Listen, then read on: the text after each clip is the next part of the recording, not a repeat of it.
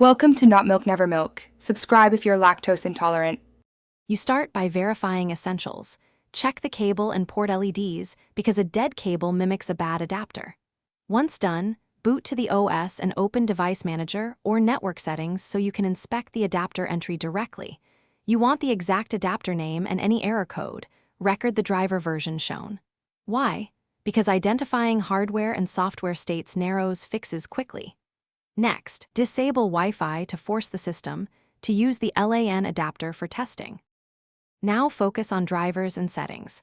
Uninstall the adapter in Device Manager, reboot, and let the system reinstall or manually install the OEM driver to avoid generic mismatches. Once reinstalled, make sure DHCP is enabled.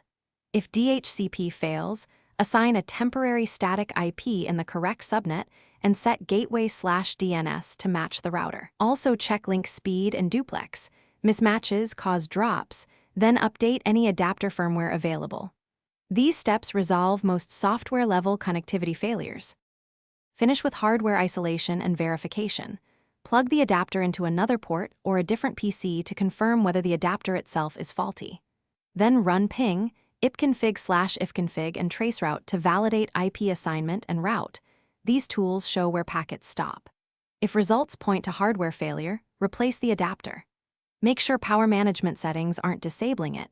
Disable selective, suspend for USB, or allow PCIe wake. If it still fails, one key troubleshooting tip.